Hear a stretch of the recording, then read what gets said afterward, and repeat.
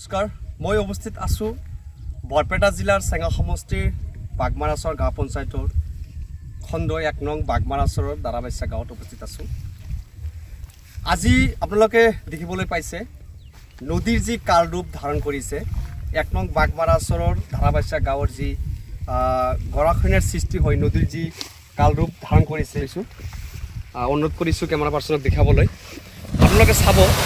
আপোনালোকে চাইছে এনেকুৱা পৰিস্থিতি হৈছে, ইফালে আমাৰ এটা গাঁও উঠি গৈছে, ইফালে আৰু এটা গাঁও পাবহি। আমি এই বিষয়ে স্থানীয় ৰাইজ আছে, স্থানীয় ৰাইজৰ দুই এষাৰ কথা জানিবলৈ বিচাৰিম।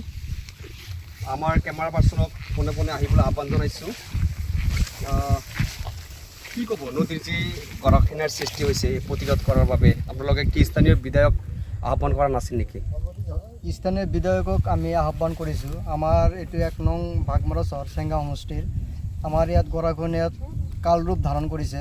আমাৰ এইখন গাঁও এতিয়া নদীৰ পাৰে, এতিয়া গাঁওখন উঠি যোৱা অৱস্থা হৈছে। ইয়াত বিধায়ক মহোদয় বিধায়ক পুঁজিৰ পৰা কিবা এটা আমাক কাম দিছে, কিন্তু কামটো তেনেকুৱাই হোৱা নাই।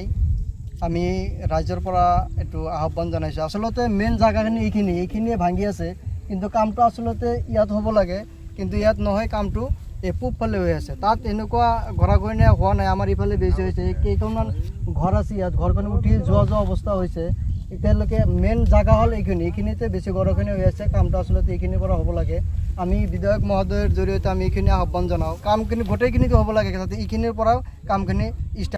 কিন্তু মুহুৰীজনীক আমি আহ্বান জনাইছোঁ, কিন্তু মুহুৰীজনীয়ে য'ত কামটো মেইন জেগা এইখিনি বেছিকৈ ভাঙি আছে। কামটো আচলতে ইয়াতে হ'ব লাগে, কিন্তু মুহুৰীজনে দুই এটা পৰিয়ালৰ লগত গোপন বুজাবুজি কৰি কামটো সিফালে কৰি আছে। য'ত মেইন জেগা, য'ত বেছিকৈ গৰাখহনীয়া হৈ আছে, আচলতে কামটো ইয়াত কৰিব লাগে, কিন্তু ইয়াত নকৰি বেলেগ জেগাত কামখিনি কৰি আছে।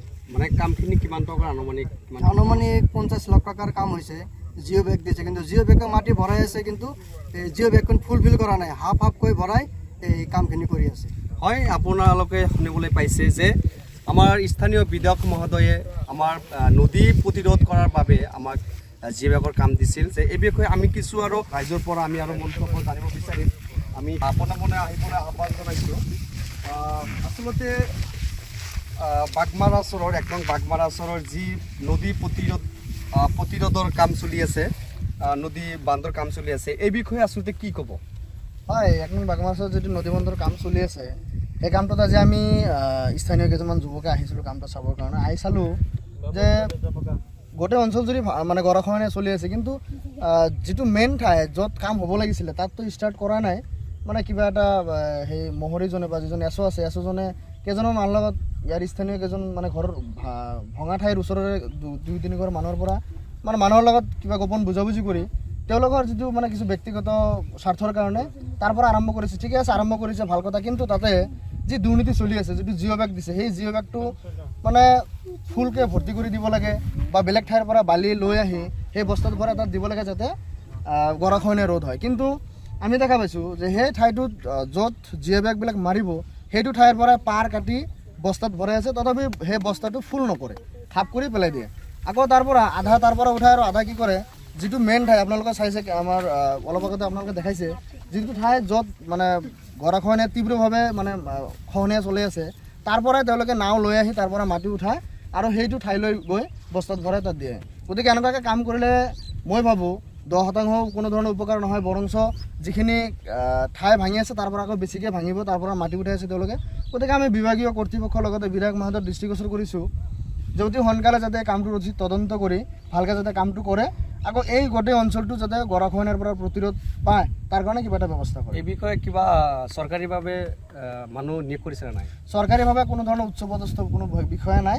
মানে জলসিঞ্চন বিভাগৰ এজন এছ' মানে আমি সাধাৰণতে মুহুৰী বুলি জানো, সেই এজন মানুহ তাক নিয়োগ কৰা হৈছে, কিন্তু সেই মানুহজনে তাক সুধিলে আমাক কোনো ধৰণৰ মানে সুৰক্ষা নকৰে, কোনো সহায় নকৰে, আমাৰ হাতত কোনো ধৰণৰ এষ্টিমেট নাই। তেওঁ সেই তাৰে মানে নদী গৰাখহনীয়াৰ যিটো বান্ধ চলি আছে তাৰ ওচৰৰ 2-3 ঘৰ মানুহক মানে কিবা এটা গোপন বুজাবুজি কৰি তেওঁলোকক তেওঁৰ লগত লৈছে। আমি যাতে তাত গৈ কোনেও একো ক'ব নোৱাৰোঁ, আৰু যদি আমি যাওঁ তেওঁলোকে আমাক মানে আক্ৰমণ কাৰণে উদ্যত হৈ যায় যে আপোনালোকে কিয় আহিছে ইয়াতে। ৰাজ্যৰ ফালৰ পৰা স্থানীয় বিধায়কক জনোৱা হৈছিল নাই? এনে এবাৰ বিধায়ক মহোদয়ৰ লগত যোগাযোগ কৰা হৈছিলে, কিন্তু বিধায়ক মহোদয়ে তেনেকুৱা ধৰণৰ কোনো গুৰুত্ব দিয়া নাই। জাষ্ট আমাক এনেকুৱা এটা কথা কৈছিলে যে আপোনালোকে অলপ লগত থাকি কামখিনি চোৱা চিতা কৰি ল'ব। হয় আপোনালোকে জানিব পাৰিলে যে আমাৰ বাগমাৰা ওচৰৰ 1 নং বাগমাৰা খণ্ড বুলি আমি কওঁ ধাৰাবাইছা গাঁৱৰ যি গৰাখহনীয়াৰ সৃষ্টি হৈছে যদিও আমাৰ বিভাগীয় কৰ্তৃপক্ষই আমাৰ প্ৰায় 2000 মান জিঅ' বেগৰ কাম দিছিল যদিও আমাৰ বহুত দুৰ্নীতি চলি আছে কামৰ ভিতৰত আমাৰ স্থানীয় ৰাইজৰ কথাখিনি দাঙি ধৰিছে আৰু ৰাইজৰ ফালৰ পৰা আহ্বান জনাইছে যাতে অতি সোনকালে য'ত ভাঙি আছে য'ত প্ৰতিৰোধ কৰিব লাগে তাতে যাতে কামখিনিৰ কৰিবলৈ দিয়ে স্থানীয় বিধায়ক তাৰ বাবে আহ্বান জনাইছে যিকোনো খবৰৰ বাবে যোগাযোগ কৰক আমাৰ এই নম্বৰত 9181 307 2221